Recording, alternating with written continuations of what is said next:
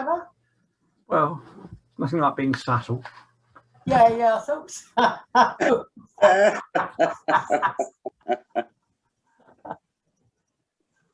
Right, we'll crack on then. I can't see how many people we've got logged in at the minute, but Kazar's joined us. We've got 39.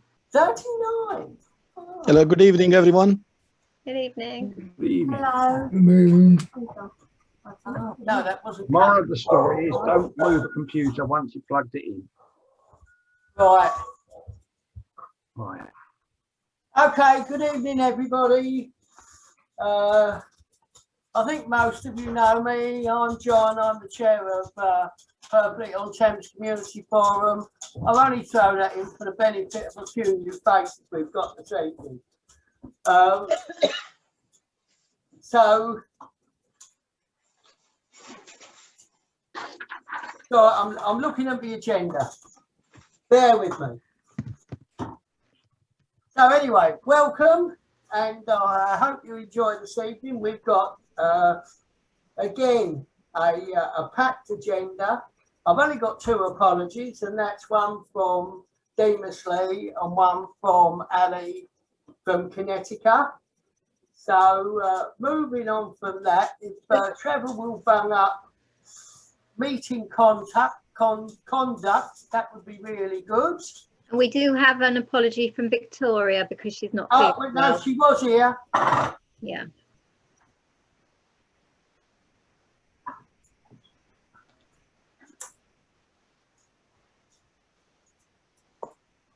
Trevor, have we got conduct? Hey, Have we got the conduct screen? is it not on show?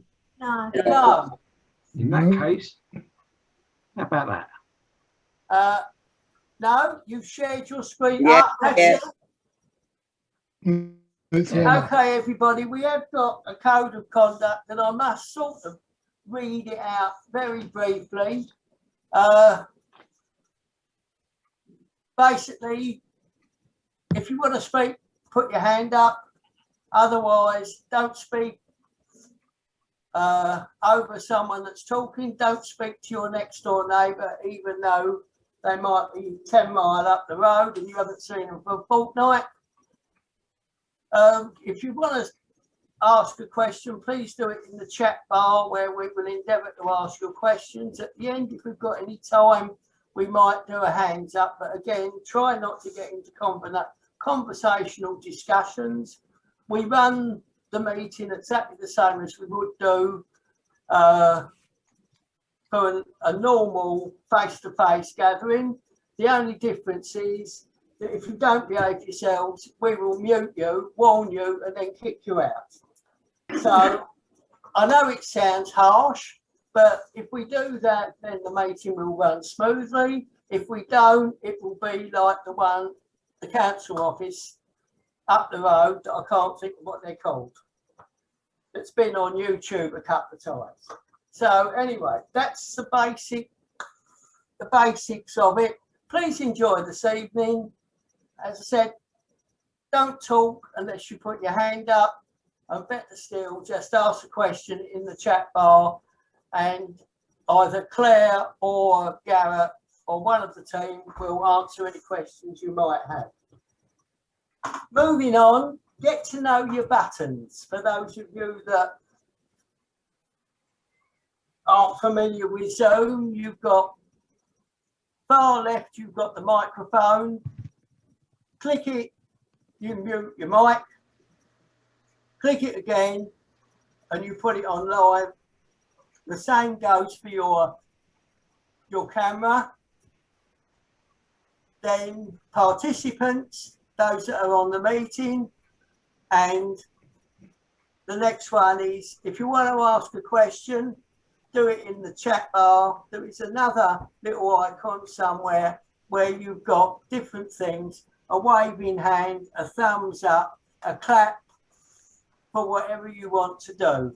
Don't forget, if you click one of the I'm going to call them emotions. If you click one of those to put it on, don't forget to click it again to switch it off.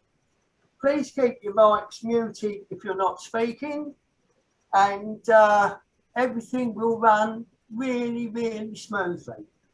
Please be aware that the meeting is recorded.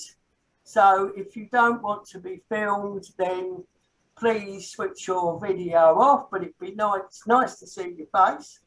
And all we do is we edit it a little bit where required, and it will go on to YouTube, where anybody can have a look. And I've got to say that we get between 40 and 50 people at the last 2 meetings, but we've had in excess of 100 people watching it on YouTube. So it's turning out really, really successful for us. So if everybody's happy with that, our first speaker this evening is Jason Robinson from PCRL, who is going to introduce you to Keltbray, who are doing the groundworks, etc., for phase 1A. So if you're ready, Jason, away you go. Just let me get the slides up, John, and we'll be right there with you. Ah. Give you 1 second. Great, thanks, Garrett. Hi, Andrew.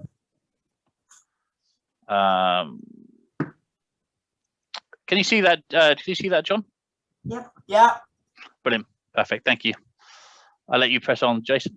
Okay, thanks, Garrett, and thanks, John. So we are once again delighted to be here. A very quick introduction from me, and then we'll hand over to John from Keltbray, who's going to walk everyone through the scope of the work on 1A. Without further ado, let's jump through the next slide, Garrett, please.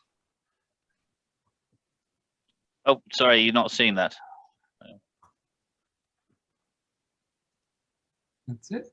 So just for those that may not know, just to refresh memories, PCRL, which is Purfleet Centre Regeneration Limited, is a joint venture made up of Urban Catalysts, who I represent, and we're the development managers for the delivery of the scheme.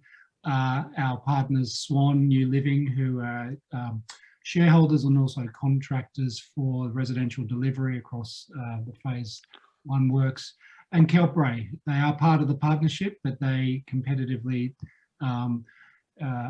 we competitively procure the work with them, and we're delighted to have them on as our remediation contractor for phase 1A.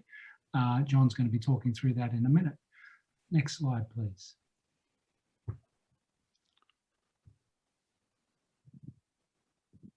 So very quickly, it's been a very, very great start to the year for us. We've spent many years, as many will know, negotiating and preparing for starting on site, and we're delighted that we're now on site and underway with this fantastic regeneration program. It's been 4 or 5 years in the making. Last year was a big year in terms of securing Homes England funding into the scheme, known as HIF, Housing Infrastructure Funding. And also by the end of February this year, we closed a whole series of legal agreements with Thurrock to allow PCRL to commence on site. And so those are major milestones for the project, and we're very, very excited to be underway. So in terms of what's coming forward this year, phase 1, the remediation, housing construction, the Keltbray works precede the Swan team who come on site to deliver the housing. We're pressing on with planning consent conditions. Discharge of those are the subject of the Purfleet Design Forum, Design Panel, I'm sorry, which we'll talk about a little bit later, and preparation for infrastructure works next year, which start predominantly outside of phase 1. There's also a whole lot of design work underway on the primary school, the IMC, and the additional homes to come forward, and other negotiations about the media village and the HEFE facility we hope to bring to the scheme.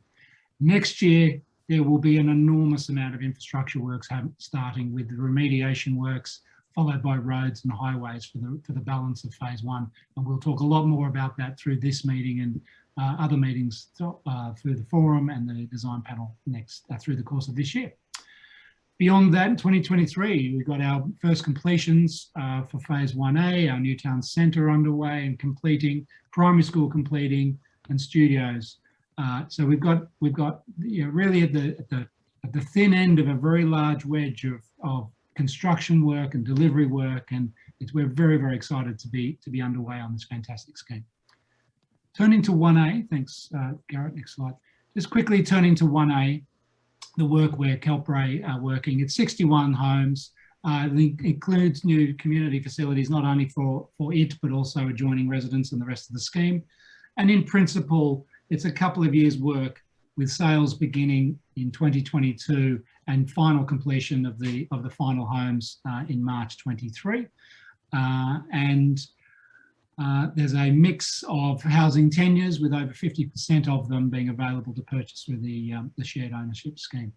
So I'm going to then just stop, because I think most people will be familiar with 1A, and hand over to John O'Sullivan from Keltbray, who's the project manager, and he's going to walk through the works that they're underway, and then I'll see you very quickly at the very end as we wrap up. So over to you, John.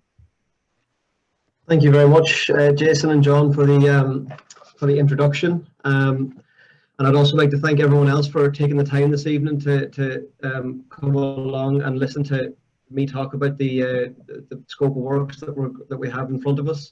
I won't keep you too long. We'll let you get back to your evening. But yeah, as you can see on the screen, my name is John O'Sullivan. I'm the project manager for Keltbray. That is my mobile number. If you want to note that down, I'm sure it's sent out on the leaflet. I'm contactable, you know, all the time during the day if anyone wants to get in touch. Next slide, please. So who is Keltbray, just for people that don't know? Keltbray is the UK's leading specialist business offering engineering, construction, demolition, piling, decommissioning, remediation, rail, reinforced concrete structures and environmental services. It's quite a big entity, Keltbray. There's lots of different moving parts. I've just mentioned 9 there, but there's 15 on the side there. You've got structures, recruitment, occupational health, plant, haulage, asbestos removal. And that's kind of just a very quick overview of Keltbray and what they deliver and what they can do. Next slide, please. Yeah, Keltbray. So Keltbray are aligned with PCRL's social values. This is something that we've worked on a lot. We've got our own team now involved in this.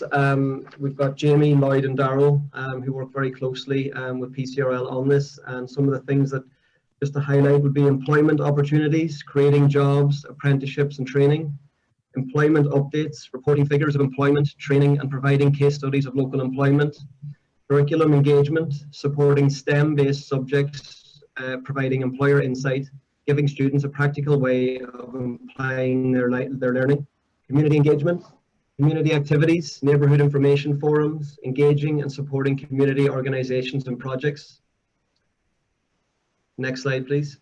So on this slide, it was just a few examples of stuff that Keltbray's done throughout London and the wider areas. The first one, some donated timber to the SHP homeless project, encouraging reuse and helping them to create a DJ booth at one of their local hostels.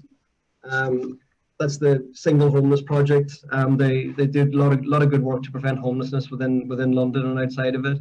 The bottom picture, that's actually Jamie in the photograph giving a talk.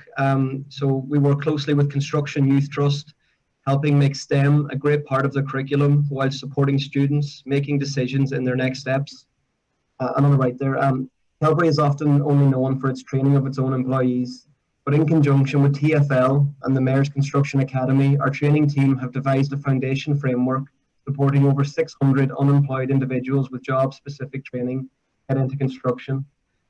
This is something that we do focus a lot on. I know Jamie has already been in touch with the PCRL team, and I'm sure there'll be more information coming out on that and what Keltbray can do and reaching out to the local community. Next slide, please. So getting into the program and the scope of what we're doing on this 17 weeks. So it's a 17-week program. We started on the 8th of the 3rd and we'll be running to the 8th of the 7th. Just some of the headlines: we've got tree protection measures, deconstruction of Harlow Cottage, importing of fill material, we've got sheet piling works, and then we will then at the end of the 17 weeks hand over to Swan for the house building of 61 number homes. Just go to the next slide. I'll go through. There's a quick timeline that I've put on here just to give everyone an overview. So there's the start on site. Weeks 1 to 4, site setup, hoarding erection, vegetation removal. Then we move into weeks 5 to 11, and there's a importing of fill, the sheet piling activities, and then weeks 12 till we finish to week 17. It's getting ready for Swan for the building of the new homes. Next slide, please. So this is a photograph of one of the tipper lorries that Keltbray have. It's a fleet of, quite a big fleet within Keltbray. And the reason I put this photo in is because this is something that people will see a lot in the wider community. Keltbray's lorries are all 4s gold registered, and this is the highest standard that can be achieved. It's the Fleet Operator Recognition Scheme. As you can see on this lorry as well, they bought the latest Volvos. There's a glass panel lower down on the passenger's door. This is known as one of the blind spots, so it's very good practice. You've got the yellow barrier at the side. You've got extra CCTV, extra mirrors. These are state-of-the-art tipper lorries for improvement on safety. The logistical approach, Keltbray are approaching from the west due to Network Rail constraints. That's the way we come into site. We can't go over the railway line. Staying on the tippers to manage material coming out of site and ensuring the road is clean. We do have a road sweeper on site all the time from 8 o'clock to 6 o'clock in the evening, as long as the tippers are running.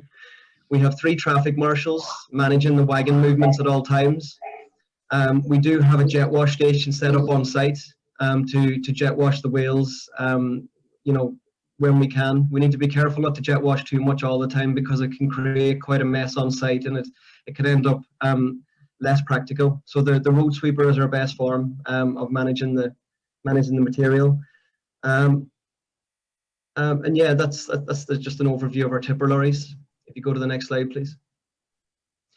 2 photographs I've included here are, the first one is just one of the tipper lorries on site, importing the fill, being managed by our 2 banksmen on site. The photograph on the right just gives an overview of, on the right hand side, you can see the Harris fencing that we've used to secure the site around the perimeter until the hoarding is erected. As you can see now, all the vegetation has been removed and cleared from the area. Over on the middle to left of the top of the photograph, you can see the tree protection has gone in place. We've secured that whole area off now, so no one can gain entry to it. And you can see some dumpers, some of the plant that we use on site to transport the material around site. Go to the next slide, please. So this is just a photo taken at the back of the van sales yard looking towards London Road. And again, some of the activities: removing vegetation, removal of the existing shed structure that was over the old tunnel, and some of the upcoming works. We've obviously removed this tunnel structure now. What you can see there is one of our 36-ton excavators that's used for some of the works, and we utilize these for the vegetation removal, the removal of muck, and the removal of structures. In the very back corner, that's where our site compound is, to the east of site. That's where we're set up with all our cabins and welfare. And as you can see in the forefront, that's the kind of ground that we're leaving for Swan when we hand over. We're leveling everything off for the follow-on works. Go to the next slide, please.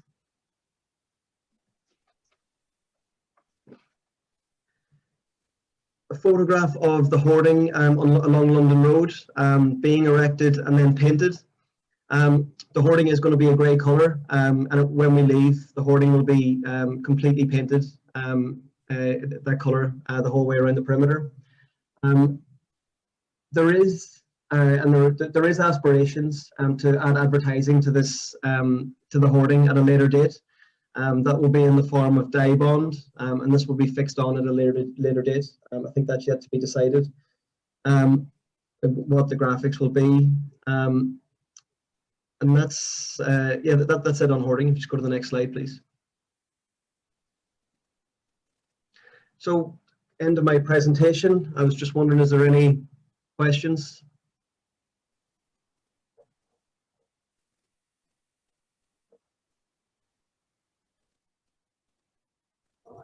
John, this is John, Chair.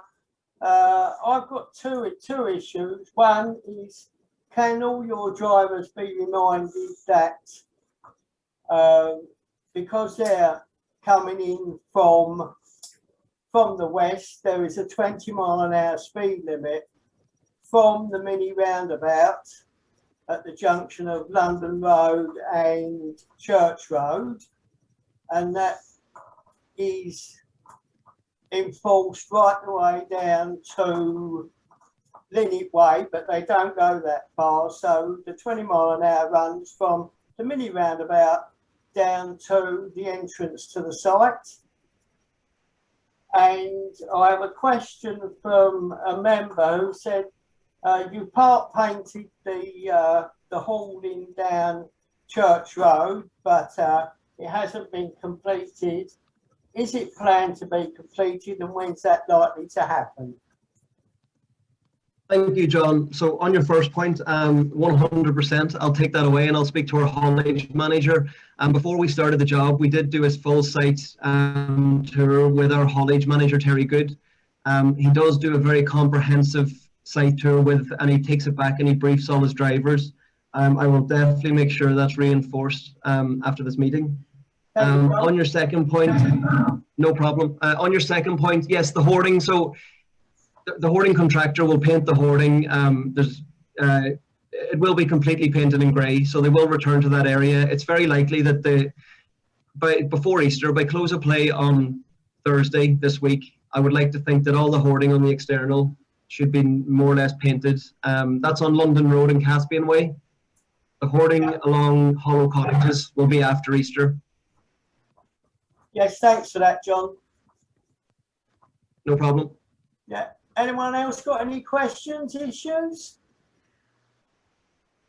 I was wondering if these school children have any impact on the Keltbray movements at all. What we've done, Claire, is we've ensured that the lorry drivers don't arrive to site. We try and manage it so it's between 9 and 9:30. We try and make it as late as possible so that everyone has a chance to get to work and get to school. That's one thing that we discussed with our haulage manager. Okay, thank you. Yeah, thanks, John. Marta has got her hand up. Who is? Oh, Marta. Yes, hi. I've got a question regarding the remedial works in terms of the potential dust that they can be created during the summer months with your groundworks. Have you got anything in plan, especially like for the residents in Church Hollow? Yes, thank you for the question. We have quite a robust plan to manage dust and noise on site. We have noise, dust and vibration monitors on site, and these are on 24/7. I have trigger levels on that link to my laptop and my phone. So once there's an amber and a red trigger level, once the amber is reached, I get a warning. That means to review it, see what activities are going on.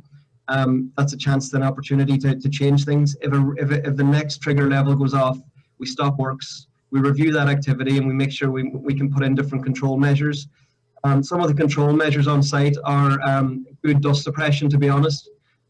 We have 2 towable bowsers that spray water on site before we start works, and just as and when during the day. The drier the weather, the more we spray water. We have 3 jet washes on site manned at all times.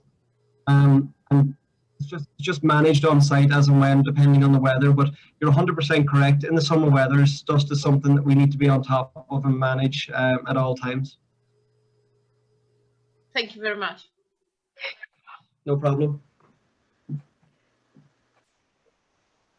So with all that water that is going to be used by the jet washers, is that going to end up meaning that there's a lot of dirt that comes out on the wheels onto the main roads?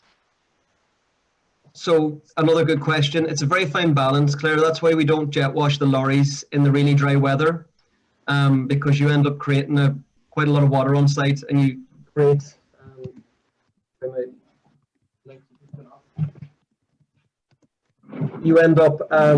creating more of a mess on the road, as I would say, and the road sweeper becomes very busy. It's just a fine line, but we also strategically wash our lorries and damp down in certain areas so that we can drain the water away. It's just managing the process and making sure it's all thought through at all times. Thank you. Thanks, John. Anyone else before we move on? No?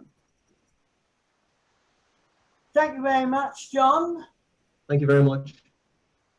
Great. Back Thank to you. Jason, I think. Yeah, thanks, John. I've only just got a couple more slides. I just wanted to just highlight, after Keltbray finished in July, early July, as you can, we've just identified the key dates here. Swan basically take control of the site and they can complete the 1A housing construction, including the landscaping and the infrastructure works, the roads and so forth. The basic sequence is that it's be delivered in two parts, and the northern part here is the first 34 homes, and that will complete in January of 23. But the southern part here, which is the balance of the 61, so 27 homes, they complete in April of 23. So it's not a one after the other. It's actually most of the project, there'll be all of the housing under construction, but they do hand over at different times. And as we said, that April date will be the completion of 1A. All of the roads, all of the landscaping, the parks, all of those things will be complete. So we're very excited by all of that. We'll obviously be talking to the forum and the design panel in far more detail about the Swan works in due course, but we just wanted to keep tonight only on Keltbray, but happy to take any questions if there are any. And in that light, next slide, please. The community design panels, we've got a couple of them coming up over the next 3 to 4 weeks, and those are the forums where detailed questions around the design, not only of individual subphases, but the broader scheme can be raised, and we're always available to Q&A and work with John and the team to ensure that all of the issues are brought to the table and we can resolve them together. So the next one being Tuesday, the 13th of April. And then there's one the following week, and then there's a webinar the week after that. So it's a busy time for us. Next slide and last slide. I would keep reminding you that our Purfleet.com is our website. We put all of our newsletters and information up there as well. So that's all we had from PCRL tonight, John. We didn't want to steal too much of your time, but happy to take any questions, or we'll leave you to it. Thank you, Jason. Has anybody got any quick questions for Jason before we move on? There was one from Alan Dodd. Yeah.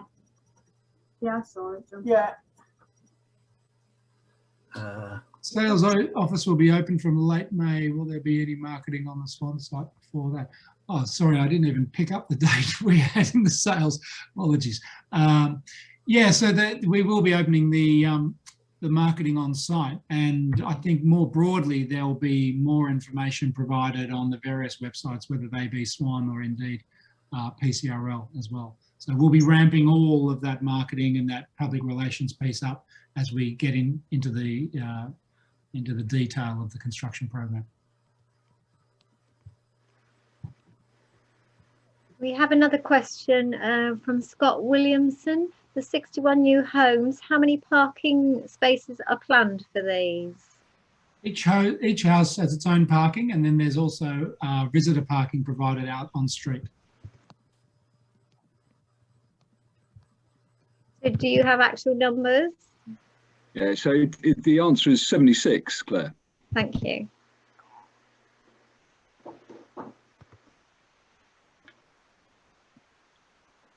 Got any more questions?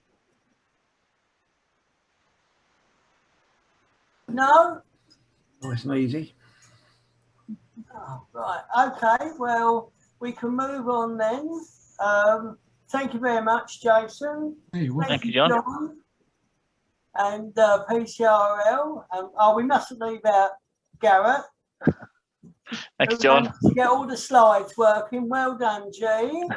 Our next speaker is our very own Trevor, who's going to give you a historical overview of the Cornwall House site. So thank you, PCRL. You're more than welcome to stay with us. In fact, I hope you do. But if you're ready, Trev. Right. Trevor, are you ready? How's that? It's over to you, mate. Can you all see that? Yes. Brilliant. Yeah, it just seemed appropriate to sort of go back to a little bit of history onto the dipping site, or the site where Cornwall House is, Caspian Way. Just a slight slant on what I did a couple of years ago. I'll show a map in a few seconds, but firstly, I've got the picture that you can see, which shows the cliff backdrops, which are now sort of hidden by Caspian Way. And to the right, I'm now going to check my pointer and see if it works. I've got a pointer pin here. Let's see if that works. Oh, that works, doesn't it? See? Yeah. Hang on. A laser pointer. Yeah, that's working, Trev. Yeah? Yeah. Oh, right. Yeah, so this is the Cornwall House site. Where we are here is to the right of Botany Terrace. There's sort of back garden on the embankment, if you like. Down here is where the bridge is next to Botany Terrace. There's a bridge that is got the brick pillars either side and the iron sort of fretwork, a bit covered in ivy. It has been opened up in the past year a little bit, but it's right next to Botany Terrace. So that down here would have gone to, you know, where the bridge was. Up here is another bridge. That is the Tank Hill Bridge that goes over the railway. People will probably go under it, probably don't even realise it's there. And this area here, more recently, was known as the Cornwall House car park. So we'll go on to, oh, just going to check this thing, how you escape it. I'm just pressing the escape button. Oh yeah, that works. Right. So, I'll see what I can do now. The in the past, the area of the botany, which is not the botany, it's right, I'm out of sync a little bit. The area of the dipping, this is the area of the dipping. It's sort of Cornwall House, which you can see here. I'll do it again with the pointer. So it's round here. It goes behind Hollow Cottages, incorporates sort of Church Hollow, more or less, and then up round to the back of Caspian Way and down the railway. So that is, you know, the perimeters of the dipping site. It comprises mainly of Caspian Way, and I say this goes down towards the river a little bit here. So you can get your bearings, we've got Harrison's Wharf along the front here, River Thames, the Royal, the Garrison. Here's the sort of derelict Purfleet Chapel, and circled in red up here we've got the Tank Lane Bridge shown yet again. Here is, you know, the Cornwall House car park, and this is the side road to it, and down the bottom is an area that was known as the Grotto, which was the entrance to the botany. This arrow here, next to it is a little line that you can just about pick out there. It's where there's a tunnel, or was a tunnel. On the right hand bottom corner is a picture, because we went into it, John and I went into it recently. John called it an air raid shelter, but it was a tunnel. It's a more recent tunnel than the bridge itself. The bridge would have been built about 1803. 1803, 1806, I think the bridge was built here. the tunnel will be a later addition when this concrete base for, you know, what was used for the car park was put there. It's raised compared to the rest of the area, and I don't know why it was put there. I'm just guessing it was a base for the commercial buildings that went on in later years. So that was it. I'm going to go back just to the previous picture now. There you've got all this technology stuff with these pens. To escape it. It should be nice and smooth. It's not smooth tonight, is it? No, a bit too smooth.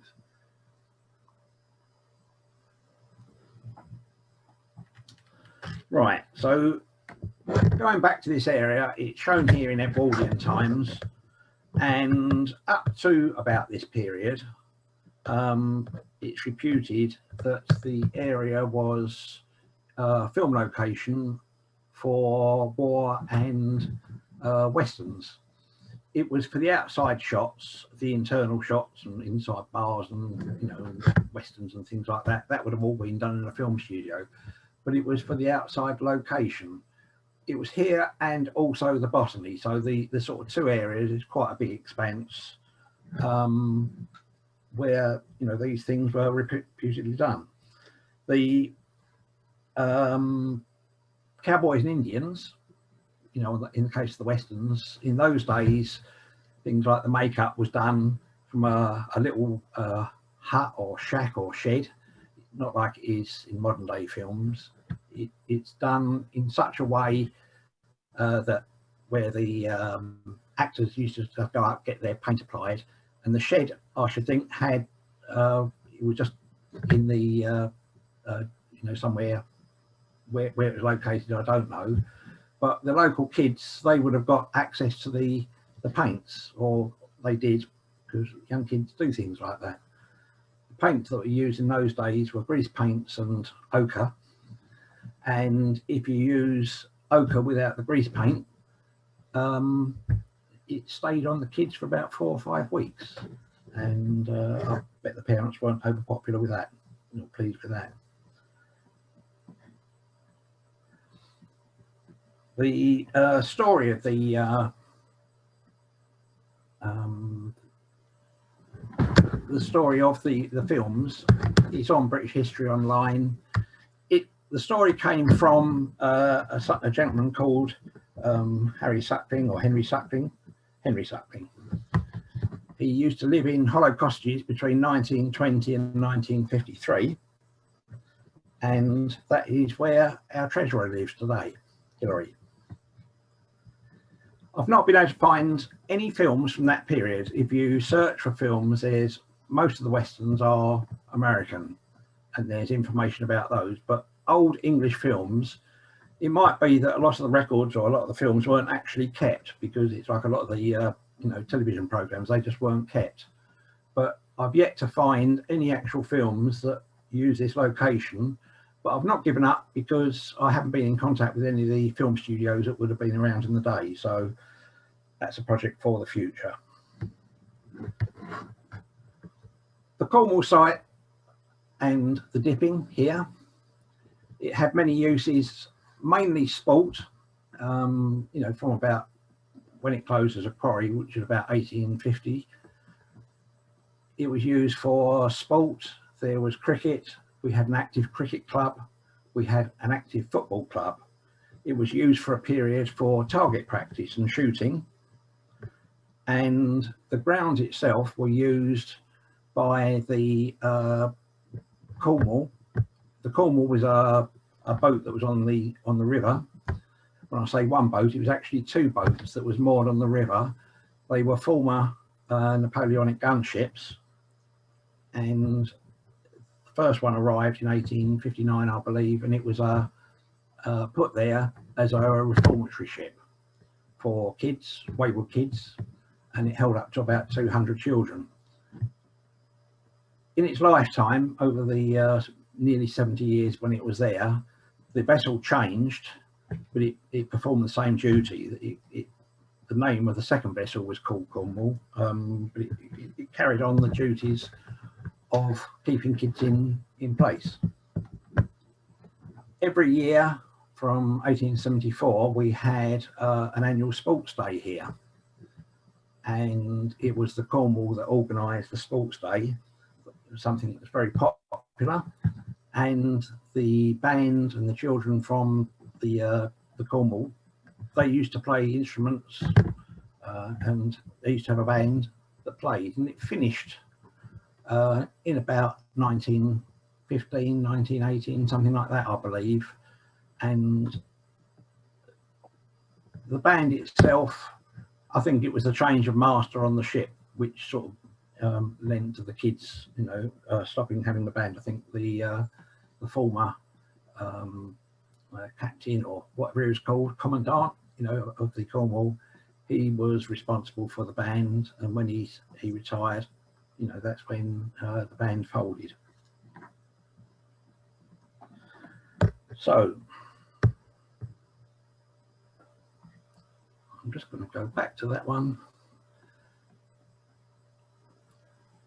Quickly go back to where you can see the tunnel.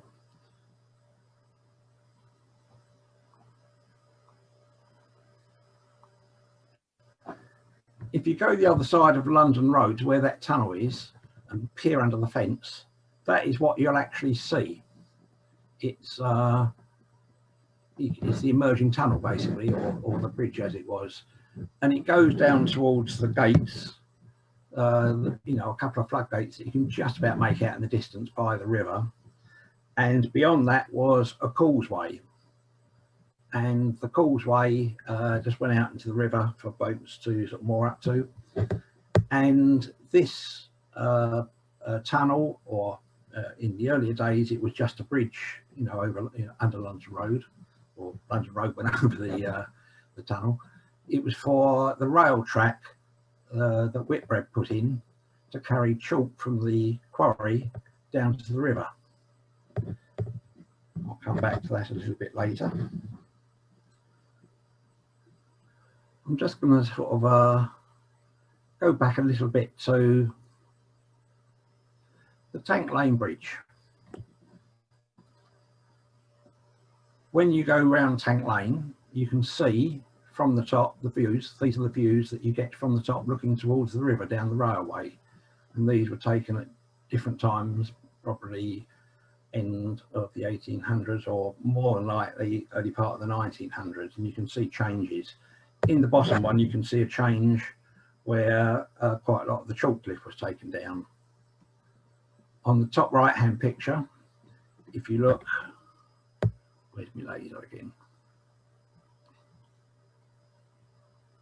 Here, you can just about make out the mast of the Cornwall when it was in regalia. So that's when something was on, it had full regalia, and you can just about see it there. And here we got the dipping playing fields, we got it here, and here, this one will be a little bit later when you can't see it so clearly, so trees and things are built up, so that is what we've got there. So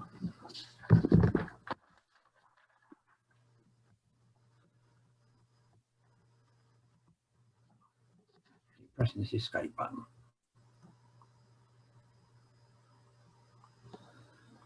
Go back in time. 1767. This is it's called the Purfleet farm map, and it shows here during the you know, that period. The black area in the centre is called Vineyard Wood, or the vineyard, and that is more or less where the dipping is today.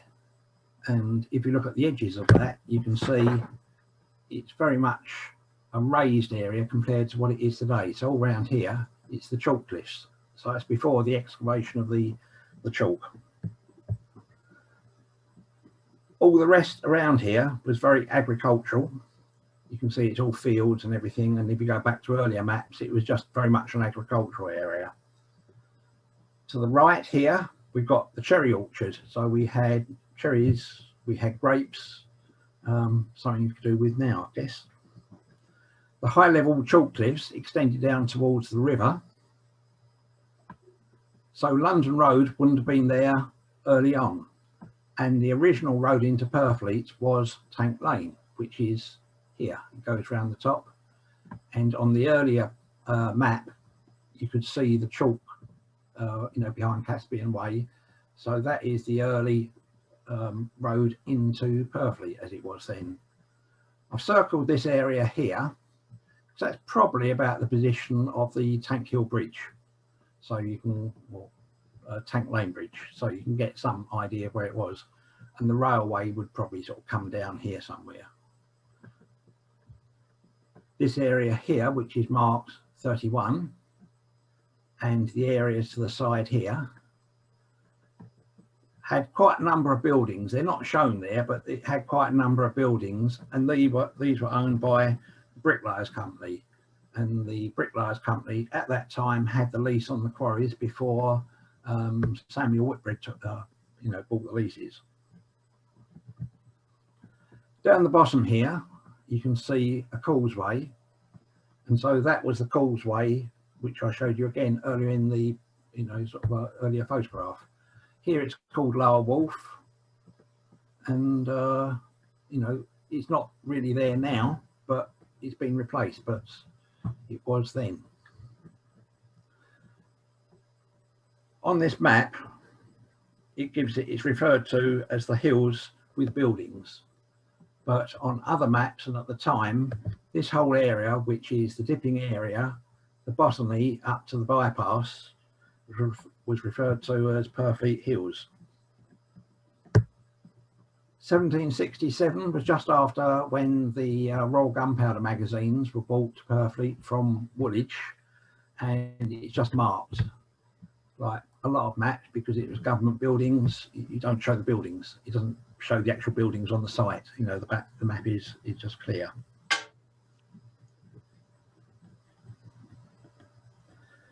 So I think we can move on. So the next picture you would have seen, but I've added a bit of colour to it so you can see it a lot clearer. This is about 30 years on. Oh, let's go back again.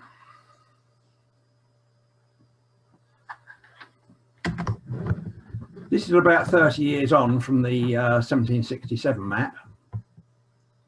And you can see a lot of the chalk cliff has been taken away. There's still very much the big mound at the back,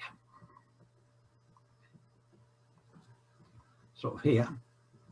And you've got the chapel, which is now in a derelict state, church house and church bungalow, which got demolished in 2014. And behind those, you can see quite a high level of chalk. So it hadn't been cleared at that time. You've got the Thames here at the back with a few vessels on it. And here, hidden away, is a lime kiln. And on the back wall here, you can just about make out there's workers on the chalk surface. Chalk was big business in those days. If you move on about another 20 to 30 years, then all of these sort of high structures here would have been flattened. Not the one at the back, but all this around here, where Caspian Way is now and where Church Hollow. So that would have been more or less be levelled. And it was about this time when Samuel Whitbread, his son, well, I'm jumping just forward a little bit. This painting was done in 1796. I said it's 30 years moved on. And Samuel Whitbread, who owned the land and of brewing fame, he died that year. His son took over, but he wasn't interested in, the business side of things, and he went into politics. So he got somebody to do the, look after the quarries here and things like that. And that was a person called John Clarkson. He was brother and supporter of his brother. He was the brother and supporter of Thomas Clarkson, who was a slave abolitionist. He managed the works and he lived in Purfleet House, which is on the green in front of where St Stephen's Church is today. So when you go to pick your greens up from Zyle, just behind him is where Purfleet House was, and that was sort of the main house, you know, for the area. John Clarkson would have been responsible for building the first rail track, the one that went under the tunnel that I showed early on, down to the causeway, and that was in 1803. In 1806, it was extended, and about £5,000 was spent to extend it right down to the river and to speed up the production of moving chalk from the cliff to the river. In those days, £5,000 was a lot of money, it is today. The turnover for all the chalk business that year for the Whitbread family was £14,857. So it's nearly a third of the the business for that year. So just going to move on to a comparison picture, which not too clear because it's a googly 3D picture, so it doesn't come out too well, but it's just to give you some sort of comparison.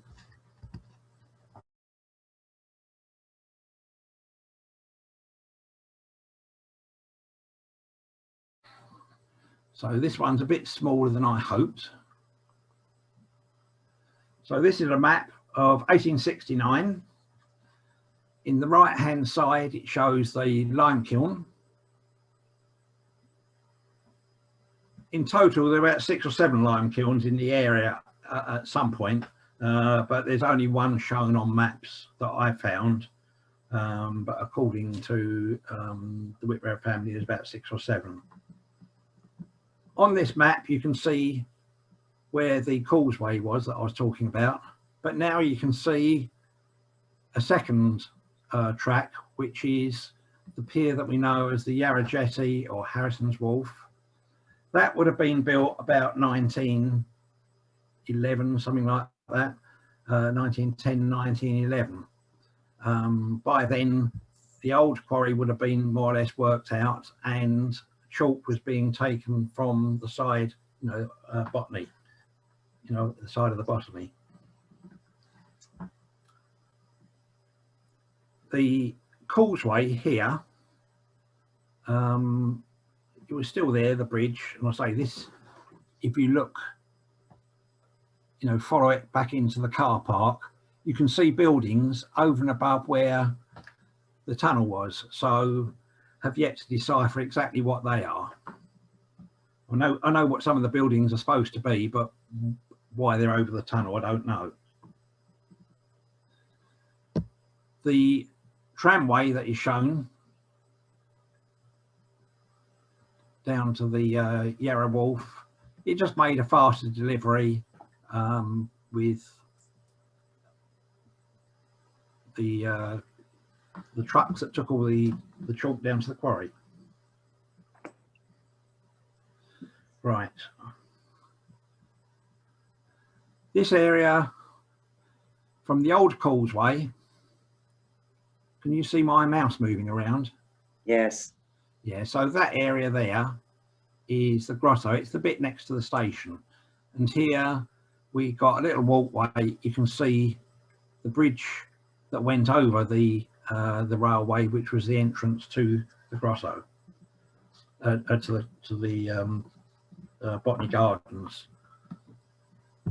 The actual pillars for the bridge are still there, but the bit that goes across isn't, because when electrification come in, it had to go. So that's where that is. It's just the pillars remain, and the footpath to the quarry would probably still be there under the earth today, but it's all overgrown and it's Network Rail land at the moment.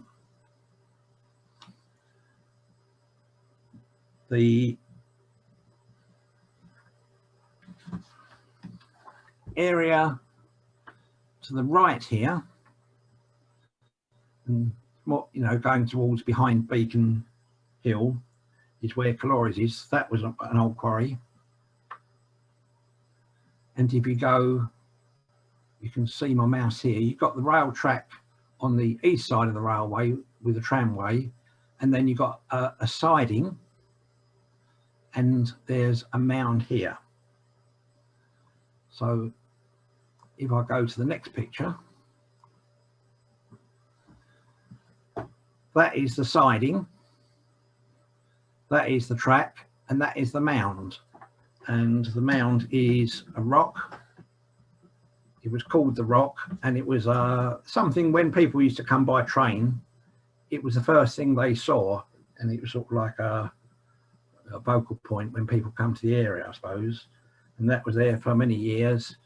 It came down between the 20s and 30s, so that's when that rock finally disappeared. To give you a better idea of things, it's much better in colour.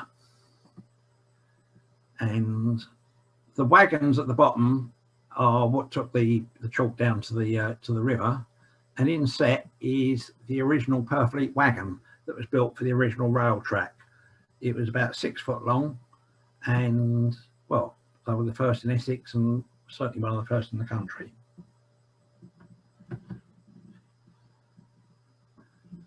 The top of the rock, as the top of the top of a lot of the chalk was thanate sand. There's a lot of geological finds over the years on the tops of the chalk cliffs, and it's a fascinating subject in itself. And if anybody wants us to get somebody down to chat about that side of things, I'd be happy to do so.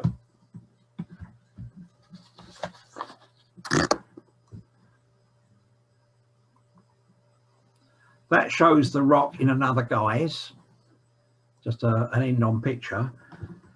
And if you look at the rock and just look at that sort of shape there, then I'll go to the next picture,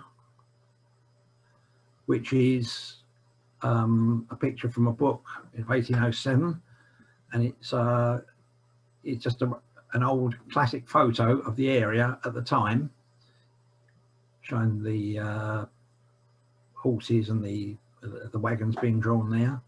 But you can see that outline of the cliff there. So that will be the original, that one there. You can just see that there, and all this lot would have been taken away since then. So it puts it a little bit into perspective. And then we come to a picture that a lot of people would have seen. It's the picture on the dipping, nice and open with the rock in the background, people raising their hats. It's the coronation day for King George V, and like so many things, it looks better in colour. 6 weeks from today, it'll be the centenary of that celebration. The boys that you see there were from the Cornwall, and as I say, it's about this time when they gave up having a band. Within a few years of the buzzing community life of this picture, it seemed to wither away. Commercial enterprise moved in as we became an industrialised area. And if we look today, the site looks very different. And all I say is, let us hope what we have been promised will be worthy of another photo in 100 years' time. And there we go. That is a disjointed picture of the dipping. Thank you very much, Trevor. You did very, very well, considering you're doing it all on your own. So well done. Has anyone got any questions? Oh, I just want to say it was fascinating, Trevor. Thank you very much. I really, really appreciated that. Yeah, absolutely, Trevor. Thank you. Yeah, I've got all the dates. James?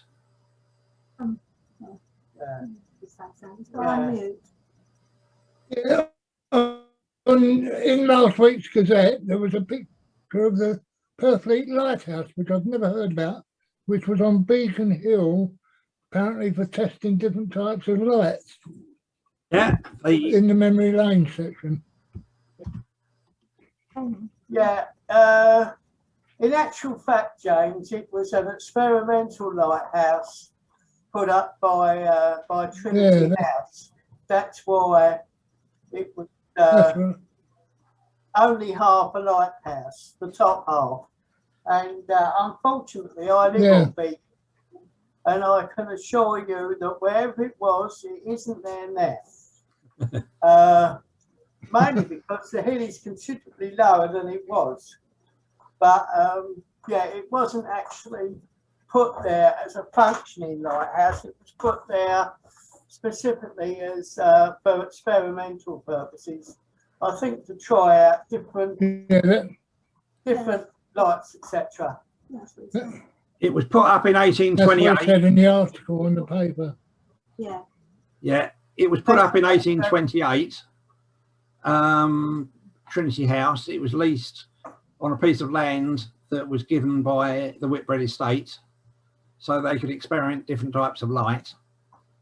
In 1869, it was featured in Punch magazine. There's a little bit in Punch magazine, which is an interesting article. And in about the 1870s, it became disused, and it had totally finished by 1871. Parts of the lighthouse survived into the 20s, and only the stumps remained in about 5-6 foot high in 1933. After that, they all disappeared. So that is the lighthouse. But the lighthouse was on top of the chalk cliffs, which are about 80 to 100 feet in the sky, high up. And in the early days, or the heydays of Purfleet-on-Thames, as it was called then, people used to come day out, and they used to go to the botany. They used to be able to get access, because the botany, it was all sort of closed off, and the entrance gate that I showed you a bit earlier was a gate. It was ticketed to get in there to stop the number of people's exceeding turned up, because on bank holidays it's reputed thousands of people turned up here by boat and by train. Access to the botany was by ticket. It was a Mr. Howard at the post office, or near the post office, that gave out the tickets, and people could wander up there and they'll get the spectacular views of into London, basically. And there are a number of pictures and engravings that show the lighthouse and the views into London. So one more thing, Trevor. Yeah. Are you trying to locate films with country and western or western films? Have you talked to or contacted Talking Pictures TV at all? I watched no. quite a lot of old films on there, and the fella used. Yeah, it's a good thought. It's something to do. I say I haven't chased up films. It's on Sky. Yeah, we'll give them a go and see if they can find. I think it'll be film studios. He's running at the moment on Saturday Morning Pictures. He's running some old BFN, are they? British National Film, kids films, like made in the 60s and 70s. Which was quite good, because the one last week had a young Melvin Hayes, and Mandy Miller was about 6 years old. Lisa? So he's got access. Sorry? It's all right. I thought you finished. Lisa? Yeah. Trevor, we've got a hand up at the bottom, but I can't see whose hand it is. Oh, unless Jim has. All right, Andrew. Andrew, on mute. Yeah, hi Trevor, thank you for that. Yeah, no, that was fascinating. One of your early maps, a lot of the land parcels or the fields, they seem to have numbers. Just wondered if you knew what that numbering system related to. Yeah, there's two maps. There's the map that we saw tonight, or that's part of the map, which is the 1767 map. And I've got a 1645 map that I showed a couple of years ago that shows the actual fields and who owned them and how big they were. The what I've got is very difficult to read because of the type of the writing, and it's only a quick photograph. My intention is, once we're able to get out and about, is to go back to the library and perhaps borrow the maps that they've got in there and get them properly scanned so that we can really zoom in on them and sort of check. So there's quite a number there and all different types of maps, so it'll be a worthwhile thing to do, and then we can identify who owns what as much as possible. Lisa, I can still see a hand Yeah, up. no, I don't know what happened there, Trevor. Sorry. If possible, doesn't matter if not, could you quickly put back up the King George photo, if possible? All things are possible. Thank you. Whether it's today or next week will be debatable, but Now, John. Right. You see that at all? Yes. Yes. Okay. Is that the one you was talking about, Lisa? Yeah, I just wanted to see it again because I think it's amazing. Thank you. Yeah, there's software now to colorize these photos, and I've been through the majority of those that I've got and colorized. What you want to try your hand at next, Trevor, is I've got a friend that does the, you know, where you can get the software where you can merge the old with the new. I've done that a bit with maps, but they're not totally accurate. It's fascinating. Thank you. I appreciate that, Trevor. That's all right. Right, thanks, Trev. Are there any other questions, or can we move on? No more questions? Well, in that case, thank you very much, Trevor. Again, you've done well. Right. So we can move on. Our next thing is general updates, and I noticed Kazar somewhere. Where are we? Oh, there you are, Kazar. Have you got any snippets to share? Yes, Chair. Thank you, and good evening, everyone. Just as you all know, the 6th May elections are approaching, so I will keep my report very brief and local. So there were various individual issues, which residents raised to us, and we have replied to them directly. And Lisa and some other residents, they reported fly tipping in Mordek. The investigative officer attended the location and took some evidential photographs, and inquiries are ongoing to identify offenders. The area will be frequently patrolled to deter and identify offenders. Some heavy items were removed, but there were more. Due to water and muddy conditions, council team was unable to remove these. The remaining items will be removed as soon as the ditch is dry and it is safe to do so. And then there were some reports on missed bin collection on Caspian Way. So partially this was due to some vehicles parked in such a way that council vehicle was unable to get access. However, missed bins were cleared after a few days. So I would just request the residents just park sensibly, so it would be easier for bin collection crew to move around. And then on libraries, libraries are currently offering limited services, which is order and collect service, but there would be a new management system, including a new app for libraries, which will be in place from 12th of April this year, offering access to over 40,000 ebooks and wide range of different services. So it's very handy new software under new consortium. And Sarak coronavirus community action team, there were volunteers who were helping during COVID. The team is still active and they are available to deliver food, shopping, medicines, dog walking if someone is shielding or if they need help. So the plan is these volunteers, after this COVID, they will be encouraged to do or engage in other activities, Then some people reported potholes and patching work on London Road and A1306. So some repairs were carried out. I insisted like this should be resurfaced, but the council, I was told like, these couldn't, even though they accepted like, the road has reached its end of life, but still I was told like, this section of road couldn't make it to capital funding, but I insisted. So there is another kind of funding. I don't know what, but that's called porthole fundings.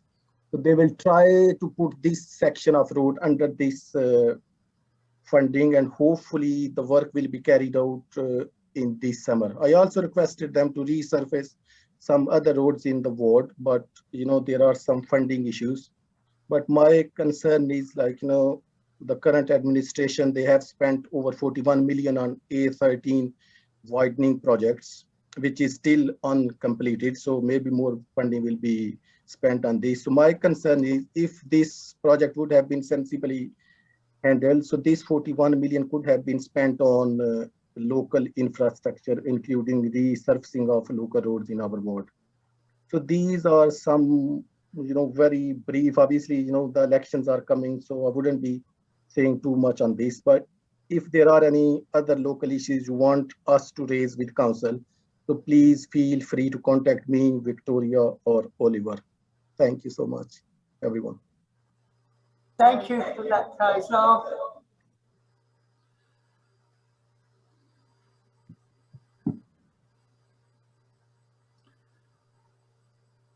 You didn't show that one to me earlier, Trevor.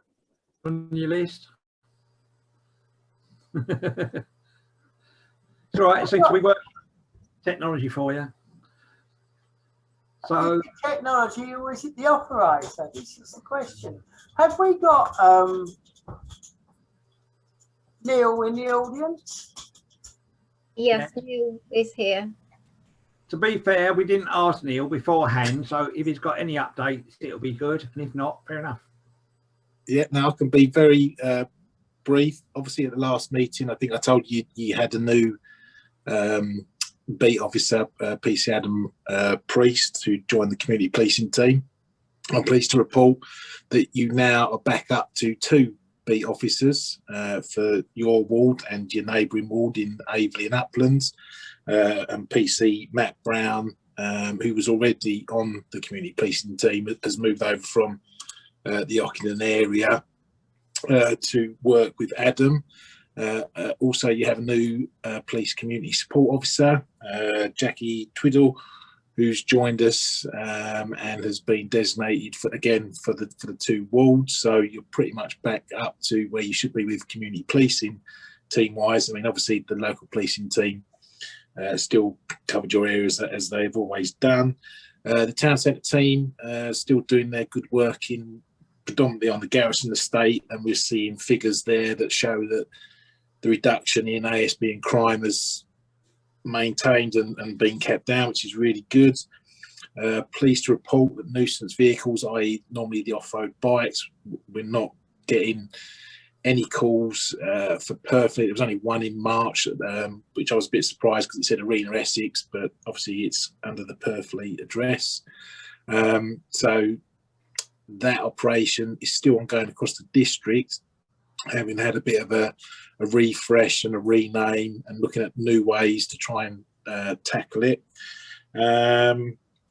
And yeah, that's about it. And hopefully, obviously, as we go down or go along the roadmap, we're hoping that we'll be able to start our more engagement stuff more face-to-face in our street meets, pop-up events and things like that. And hopefully one day come along to the community forum meetings in person again. So we look forward to that. Thank you very much, Neil. You know, you've got an open invitation, so anytime, please feel free to drop in. Before I throw open questions, is there any chance, I know it's not within your remit, but is there any chance we could have some speed monitoring within the 20-mile-an-hour speed limit? Because although it has worked and the speed has dropped, there are still people that think that, okay, 30 used to mean 40, now 20 possibly means 30. If there's something you could do in that area, that would be really good. Cheers. What I'll do is I'll pass that on to our roads policing unit, who've been doing some work in Horndon, Alsett and things like that. So I'll pass it on to them, and hopefully you'll see them down there with their speed gun at some point. Cheers, Neil. That would be really handy. Has anyone else got any questions for Neil before we move on?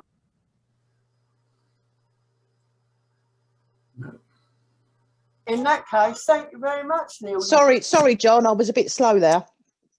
You've missed your slot now, matey. No.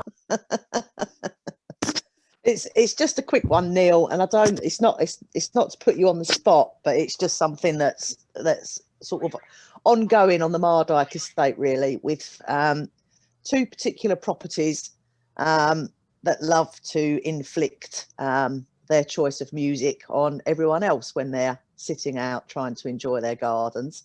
At all times of day. It can start at 8:15 in the morning, it can still be going at midnight. Complaints have been made by some residents to the local authority.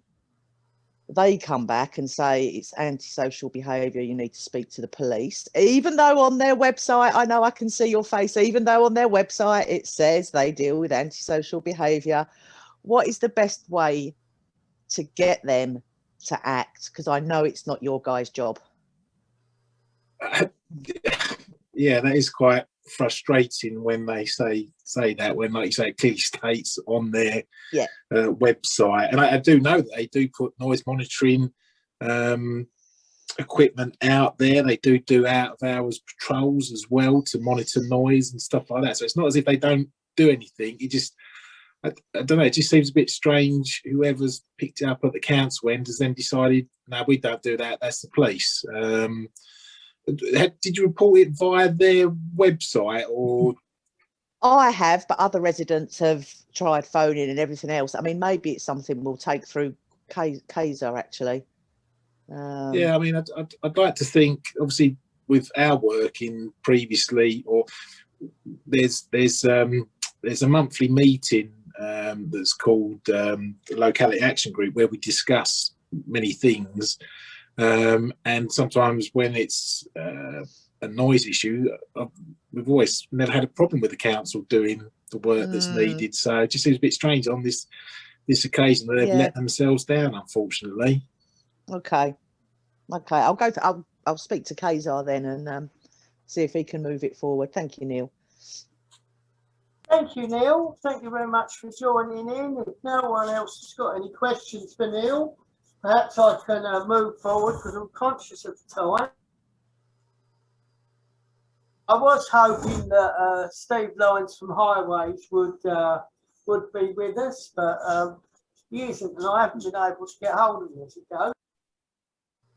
But the issue with HGVs entering the Mardyke Park estate, looked at the preferred route for HGVs, and it shows a HGV parking area in the middle of your estate, Lisa. So I'm trying to get hold of the guy that's responsible for that so that we can get the map amended. And as soon as I've got it done, I will, of course, let everybody know. I think one good bit of news is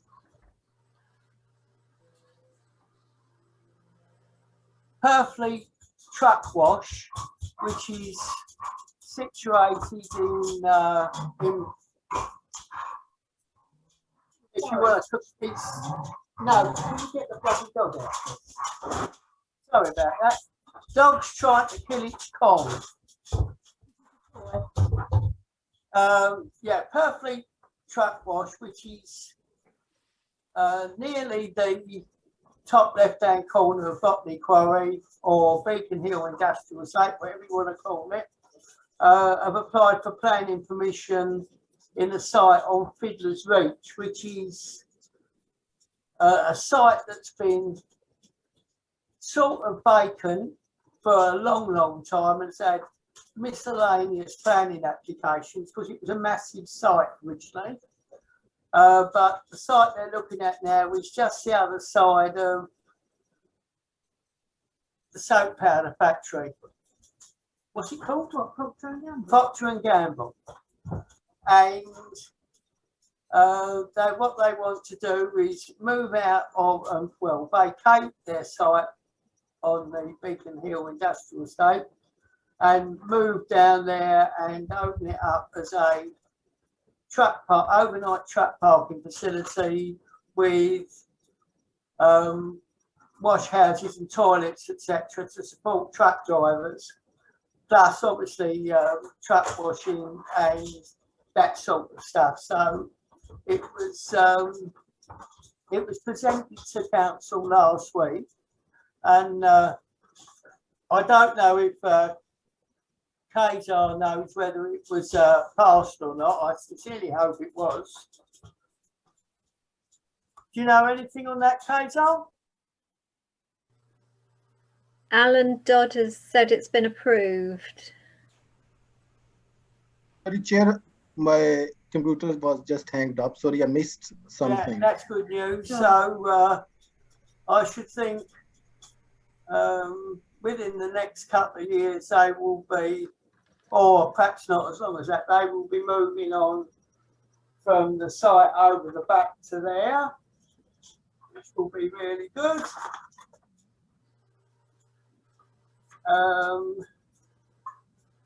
Purfleet IMC, which we was hoping to get an update on at this meeting, I think that's been deferred till our next meeting. Is that correct, Trevor? Yeah, I've just got a short update from Louise Banks, Head of Communication for the. All right, do you want to go for that now then? Yeah, it's just due to the election purdah, we are unable to attend public meetings until the election is over. By way of an update, since we attended your forum in January, work has been going on behind the scenes to review the designs and work with planners on the schedule of accommodation, but making sure all rooms are allocated in the right way and are fit for purpose, fit for multi-purpose use. This will help inform our next iteration of the design.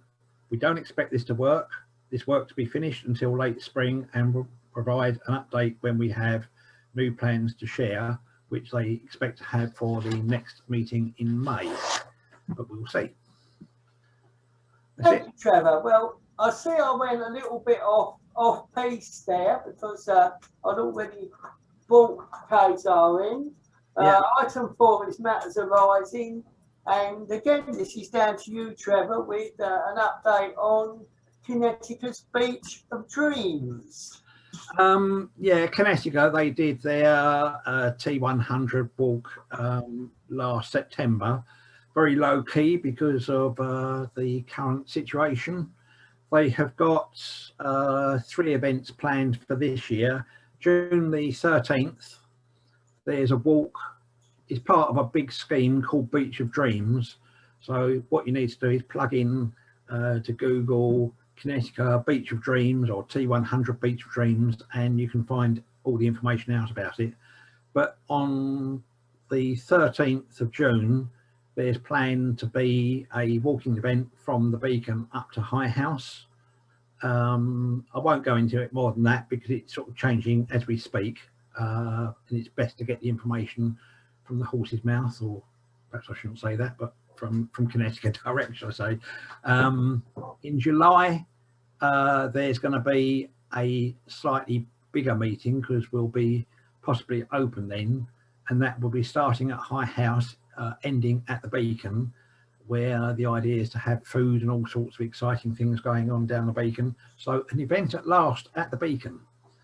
And when we get to Halloween in October, there's going to be a Halloween type event. I don't think it's going to be called Halloween because Halloween is something that you know, the Halloween as we know it, is not recognised by everybody. So it will be an event loosely based on Halloween, but it's going to be another big bash of yet that's being unfolded. There's Brian Warren at the Backstage Centre. He's trying to put together a play and things. So there's a lot going on, but once we've got more concrete information, we'll bring that forward at another meeting. But it's too early now. So that's that for the time being on that one. Yeah, thank you very much, Trevor. Moving on. It's been a long time since we've had a litter pick. Might be nice once restrictions are lifted a little bit more and that we can move forward on that. If anybody is interested in taking part, then please get in touch. You can either do that via the website or email me direct, or again email Trevor direct, and then we can get something moving on that. I will ask, I know the census was due to be done on Sunday. Has everybody done their census? If you haven't, or if you know someone that is stuck and needs help, then I did send out an update, possibly yesterday as it goes, with a list of contacts where you can get help to fill the form in if you need it, or if you need a hard copy, then that's the way to do it. But if you haven't got it, or you know someone that needs that information, then please get in touch and I will ping it out again. Just as a little update, we still haven't received the promised funding from Waits, who are the company that are putting the new roofs on the Garrison estate, doing the windows, etc. I won't embarrass them by telling them how much it was, but it was a significant promise that we haven't seen as yet, and it was to fund the Christmas lights. Fortunately, we did have enough money in our account to pay for it, but it would be really nice if we saw the colour of their money, as our other funders have coughed up. And we also haven't received anything from the Garrison Residents Association that promised us a small bit of funding. And that's it really, is it? Gone. God, it's gone. Lisa raised her hand. Eh? Lisa raised her hand. Oh, right. Yes, Lisa. Just to say quickly, John, you can litter pick now as of yesterday. Oh, right. Okay. Hang on, because there's caveats. You can pick in small groups of 6 or 2 household groups. All right, I've got a horrible feeling our system is going to show. Is there anyone else losing their picture? Please? No, I'm here.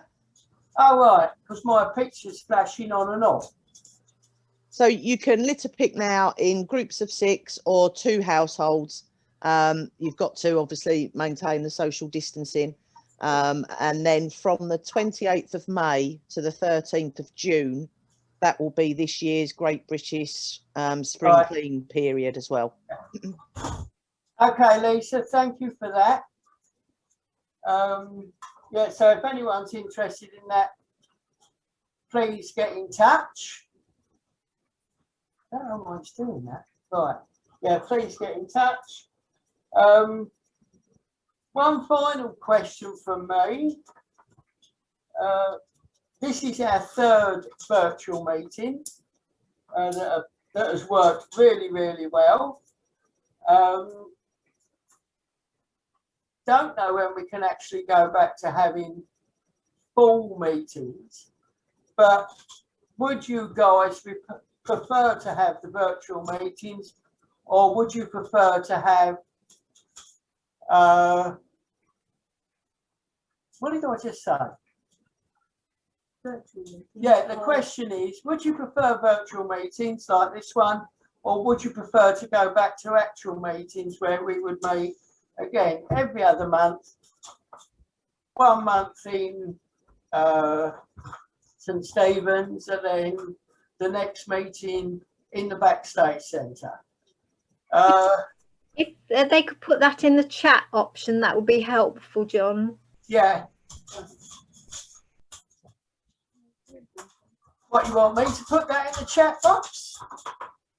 No, if people could say what they would prefer. Yeah. If people can respond just by putting an answer in the chat box, that would be really, really good. If no one else, has anyone got any comments they want to make? Did you enjoy the meeting? Is there anything we can do better? Yes. Sorry, Chair, just quickly, I just left my email and mobile number in case someone needs to contact me. Good. Okay, Kay, so thank you for that. Anyone else got any comments? No? Struck silent. Well, our next meeting. When's the pub? When? Hang on. Who's that? Jim. Yeah, when's the pub's opening? Yeah. I want to know that one. Ask Martha. Martha, when's the pub's opening? When's the Royal going to open its door? I think it's 12th of April for takeaway. 12th of April. Well, Royal we're not not gonna be open till May. Royal won't be opening till May. Royal won't be opening until May. Oh, right, May. That's the Royal. Right.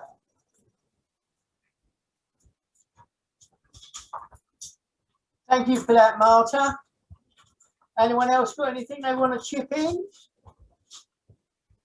Right, in that case, our next meeting will be the 25th of May, starting at 7:30. Speakers to be decided. Thank you, Trevor. Yeah, I like that. Yeah. Yeah, thank you very much. So hopefully by then we'll have some a better update on the IMC. And on that note, thank you very much for joining in. And I hope you've enjoyed the evening. Thank you.